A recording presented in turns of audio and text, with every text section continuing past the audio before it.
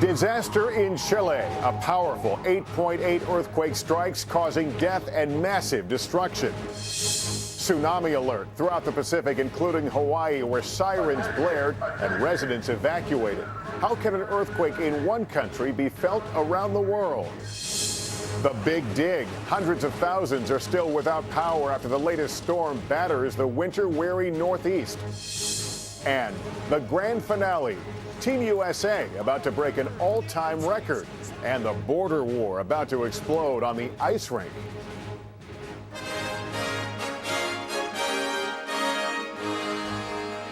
This is NBC Nightly News with Lester Holt, reporting tonight from the Olympic Winter Games in Vancouver.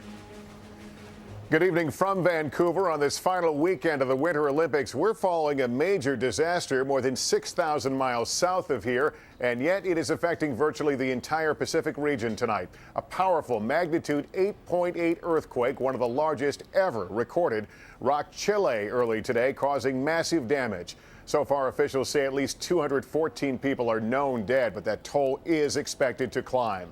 The quake also triggered a tsunami, and warnings were issued in more than 20 countries and regions in the Pacific area, from Antarctica to Japan. The tsunami reached Hawaii a few hours ago. There have been major evacuations there, but no damage has been reported so far. We're going to get more on that part of the story in a moment. The quake was centered off the coast of Chile near Concepcion, the country's second largest city, located about 200 miles southwest of the capital of Santiago. We begin our coverage tonight with NBC's George Lewis. Surveillance cameras caught the moment the earthquake hit at 3:34 this morning. The ground shaking and shaking and shaking for a minute and a half that seemed like an eternity to the 3 million people in Chile exposed to the quake's severity. But the ground just keeps on moving, and for many people in Chile tonight, it's probably going to be another sleepless night. Lester? George Lewis tonight, thanks. The Pacific Northwest and here along the British Columbia coast are among the few places not under those tsunami warnings issued to dozens of countries or islands around the Pacific today. In Hawaii, where things look calm at this hour, residents were told to brace for waves that could cause significant damage and flooding. It's something they've been preparing for years. Here's NBC News Chief Environmental Correspondent Ann Thompson. This was the sound heard across Hawaii.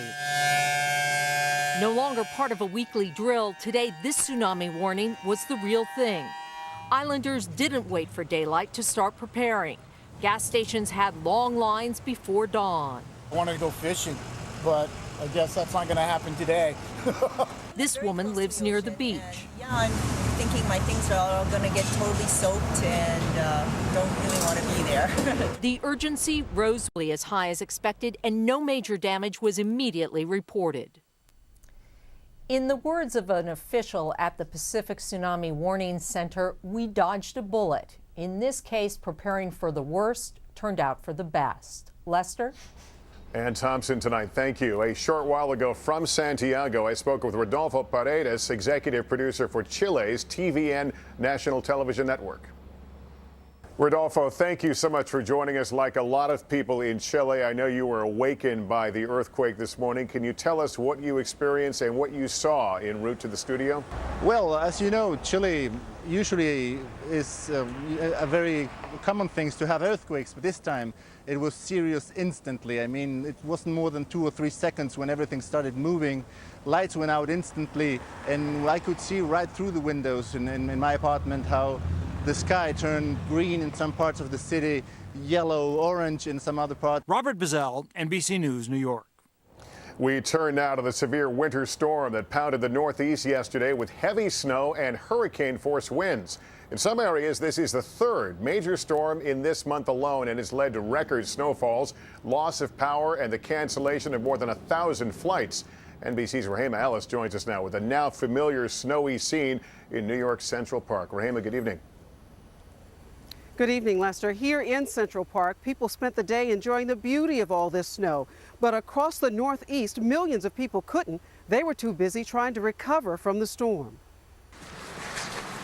The snow is so deep, people didn't just shovel it off roofs and sidewalks. They shoveled it off cars, too. We've had enough. The slow-moving storm dumped record amounts of snow across New York, Pennsylvania, and parts of New England. Monroe, New York got 31 inches. West Milford, New Jersey, 28 inches. Binghamton, New York, 16.5 inches. It adds up to make February a month to remember. I never see anything like it. But wait, before you think winter weather is over, Mike Seidel of the Weather Channel says March could bring its own madness. Here in the Catskills, 2 storms this week have dumped 4 to 5 feet of snow, and yet another storm is forecast to ride up the East Coast on Wednesday. The exact track is not etched in stone, and that will determine whether we'll be back out shoveling and plowing once again. Today, crews were still working to restore power to hundreds of thousands of customers after more than 1 million homes and businesses lost electricity during the storm. We got home just to see if the power was there. It was 47 degrees in the house. Back in New York, Central Park posted its own record with the heaviest snowfall in February in over 100 years. We've never seen so much snow. It's amazing. Go, go, go, go, go! The 20.9 inches turned the city's park into a wonderland. Barely ever get to see a storm like this in New York. So we're taking advantage of it. We've been out here for 2 hours already. We don't plan on leaving anytime soon either. You can't tell it by the look of things here, but spring is coming in about 20 days. Lester? If you say so, Rahima, thank you very much. Still ahead this Saturday, a day before the closing ceremony here at the Winter Games, the American athletes still dreaming of and winning Olympic glory. We'll be right back. There is word Chile's Olympic team seen here at the opening ceremony will skip tomorrow's closing ceremony. A spokesman says the country's 3 athletes and their coaches are trying to get home as soon as possible following the devastating earthquake that hit their country today. Here in Vancouver, there is still plenty of competition in this final weekend of the Winter Games. There are 7 medal events on the schedule today. Team USA is aiming for even more Olympic glory. It's got me all choked up, Chris Jansen. Well, what a games it's been already, Lester. It's 34, tying its record from Salt Lake, 34 medals. But clearly, Team USA has adopted the motto that records are made to be broken. And here comes Apollo. In a thrilling night of racing, Apollo Ono once again made us hold our collective breath. Ono trying to move on the inside. Skaters go down.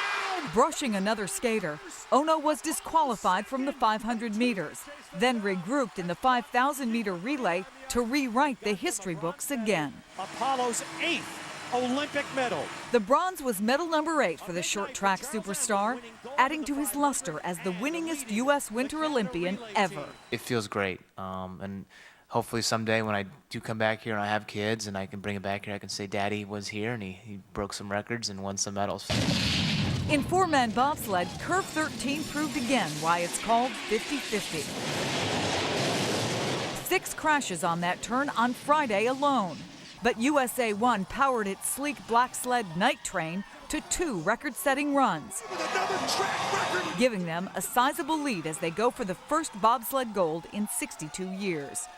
And with 5 medals over 2 Olympics, veteran Chad Hedrick says he will retire. I've definitely come to Vancouver and had the time of my life. Going into the final day of the Games, Team USA is assured of winning more medals in Vancouver than in any other Winter Games. It's been so cool to watch the American flag go up on the podium so many times. 3 by Team and around in front. Score! But before the Olympic flame is extinguished, the heat is on the 2 men's hockey teams. The Americans scored a punishing 6 goals in the first 13 minutes against Finland to set up the dream final.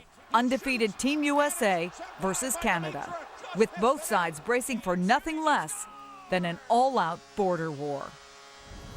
The Canadians beat Team USA for the gold 8 years ago in Salt Lake City. The Americans would love to even the score. And our friends at CNBC tell us that a single center ice ticket for tomorrow's big final is worth $10,000. Lester, all right, game on. Game on. Chris Jansen, thank you. As for the most decorated Winter Olympian ever, Apollo Ono, he'll join us tomorrow morning on Today for an exclusive interview, his first since the end of competition. Up next, Up and Away. You've seen them here on Nightly News. Tonight we'll tell you where they're going.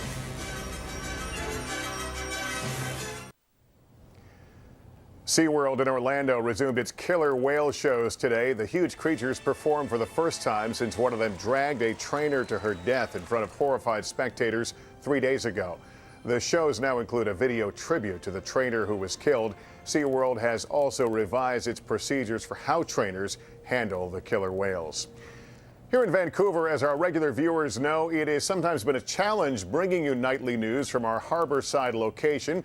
It's all about those float planes taking off behind us. They're a bit noisy, but they do serve a greater purpose here.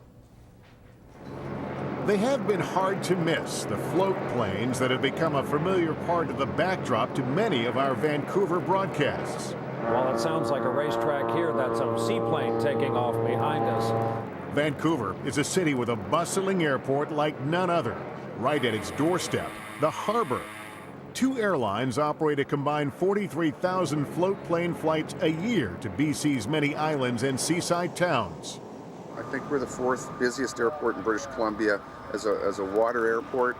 It's very unique. They've been flying on this coast since the 1960s. To complete the image of a downtown airport, the Vancouver Control Tower sits atop a skyscraper. Pharmaceutical rep Paul Zuckernick makes the short hop from Vancouver to Victoria once a month.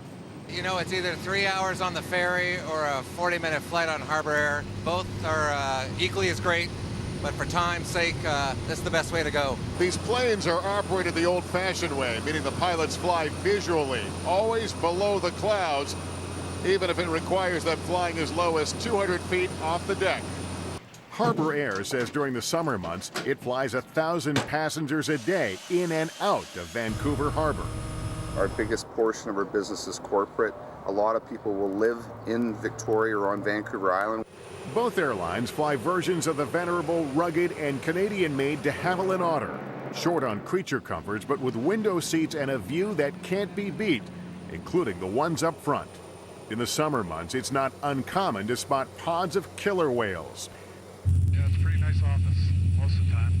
The sensation of descending toward a patch of water surrounded by boats rather than a concrete runway is strange at first, but those who travel this way say the convenience can't be beat. I can walk 10 minutes from my office and I'm on the plane and across in no time. And besides, get stuck on the taxiway at this airport, and at worst, you're in for a scenic cruise. And yes, that is the sound of a seaplane having just landed behind me. Up next, a magical place where some Olympians get their winning edge.